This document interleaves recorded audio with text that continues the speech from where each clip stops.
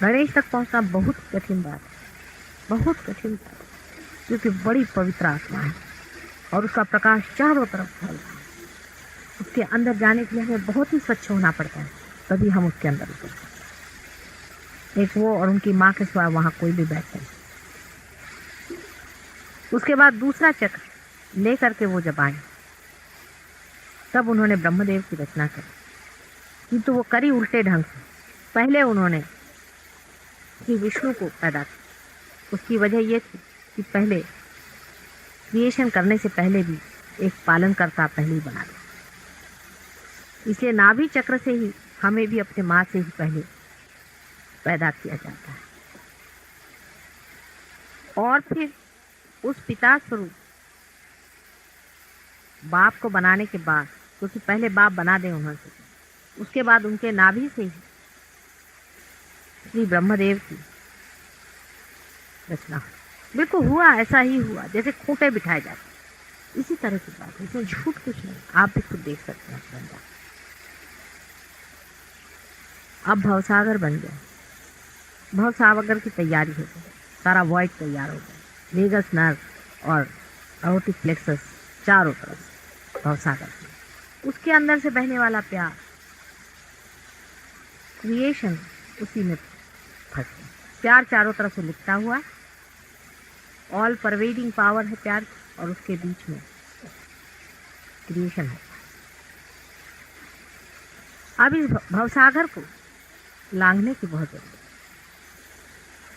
लेकिन सबसे पहले जो मैंने आपसे जो पहले दिन बताया था कि ईश्वर और उनकी शक्ति, जो ईश्वर हैं वो हमारे हृदय में आत्मा स्वरूप बैठे हैं। इसलिए जैसे ही बच्चा जन्मता है, जन्मता नहीं, जब माँ के उदर में ही होता है, तभी साक्षी स्वरूप ईश्वर उनके हृदय में आ जाते हैं, और एक फ्लेम जैसे, ऐसे जैसे अंगूठा है, इस तरह से एक फ्लेम के जैसे दिखाई देता है।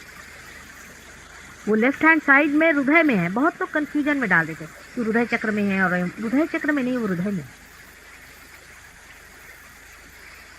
आत्मा स्वरूप एक फ्लेम जैसे रहे। उसकी वजह है कि हृदय चक्र में क्यों नहीं, वो कुंडलिनी के जाने का मार्ग है हृदय चक्र, जो बीचों बीच है, और ये एक तरफ लेफ्ट में रहते हैं। राम शब्द का अर्थ इसलिए आता है, रा माने एनर्जी और म माने महेश, महेश माने शिव, जो ईश्वर अपने हृदय में। रा जब म से मिल जाता है तभी राम होता है।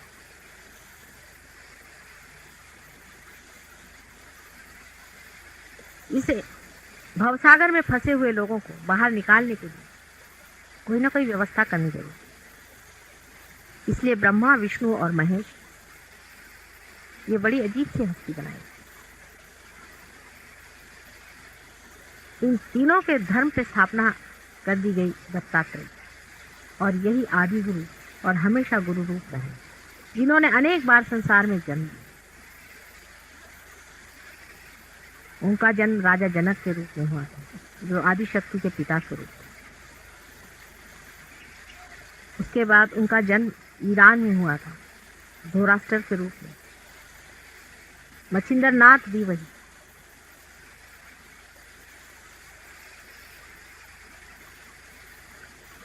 मोहम्मद साहब भी वही,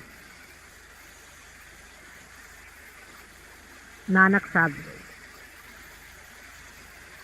किसका झगड़ा किसके साथ लगा हुआ है, सोचिए कैसे अंधकार में हम फंसे। मोहम्मद साहब की जो लड़की थी फातिमा, वो वही थी जो कि जनक की लड़की, इससे झगड़ा कर रहे हैं। कुछ सोचो तो। और नानक की जो नानकी थी वो वही थी जो अनजान थी।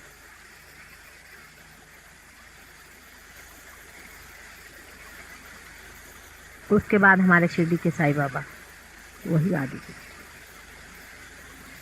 ये सबके ही गुरु हैं, मेरे भी यही गुरु हैं, आदि गुरु हैं, जिन्होंने मुझे सब धंधा सिखाया।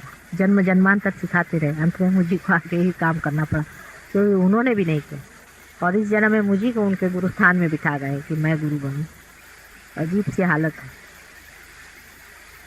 एक ज़माना ऐसा था, किसी स्त्री को कोई गुरु मानने को तैयार नहीं था। कलयुग में माँ के सिवा काम नहीं है, पुरुषों के बूते का काम नहीं। प्रखरता से काम चलने वाला नहीं है, माँ का प्यार ही इसे, क्योंकि इतना ज़्यादा पहले ही से दबाव और टेंशन संसार में आ गया है कि आदमी टूट जाएगा जिस दिन और प्रखरता में पड़ेगा, और टूट ही जाता है। इसलिए प्यार के बगैर कोई इलाज नहीं था, इसलिए हम ही को आज गुरु पद उठाना पड़ा। अब स्वीकार्य है, लेकिन हम तो जानते ही नहीं कि गुरु क्या होता है। गुरु में तो डिस्टेंस रह जाता है, लेकिन माँ में कोई डिस्टेंस नहीं था। बच्चे ही माँ के खोपड़ी में बैठे रहे।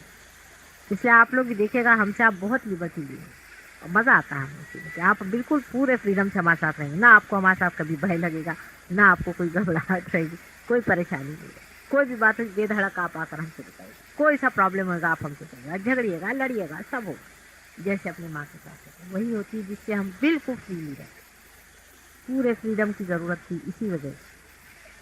धर्म की चर्चा खुले आम करने की ज़रूरत है। गुप्त कुछ भी नहीं है, कुछ भी गुप्त नहीं है। एक दशा में जाकर सब उघाड़ कर ही जाए, पूरा उघाड़ना है, पूरा सत्व उघाड़ करके कहने की बात। लेकिन तो भी हर एक बात हर मौके पर नहीं कही। पूरी बात अब आप लोगों से ये बात कह रहे हैं, हम रियलाइज लोगों से कह रहे हैं कि इसमें नॉन रियलाइज उनके लिए शंका ही है। जो रियलाइज लोग हैं उनके लिए कुछ का मतलब है, लेकिन इससे भी ऊंची दशा पहुंचने पर आप साक्षात निंदा करें। उसके बाद भवसागर को तरने के लिए जो गुरु की स्थापना हुई, उस पर भी बहुत कुछ काम किया गया कि गुरु किसी तरह से इस भवसागर से मनुष्य को तार के लाए। कुछ काम बने, कुछ नहीं बने, बहुत से लोग हो गए, वो भी आज मदद कर रहे हैं, वो चिरंजीव हैं। जैसे कि जैन धर्म में आदि बहुत से चिरंजीव हैं। जैन के संस्थापक महावीर और बुद्ध की माँ एक ही, और आदि शक्ति के ही पेट से दोनों पैदा। इसलिए उनका पहला भी रिश्ता आप समझ लें वो कहाँ पैदा हुए थे और कितने बार थे पैदा। लेकिन सबके ही एक्सपेरिमेंटल था, सबने एक्सपेरिमेंट्स किए, कभी इस दशा में, कभी उस दिशा में, कभी इस तरफ ले जा सकते कि किसी तरह से मनुष्य भवसागर से पार। थोड़े बहुत हो जाते थे, चिरंजीव हो जाते थे, लेकिन आम मास से कहना चाहिए इसमें लोगों का पार करना कलयुग में ही घटित होना है।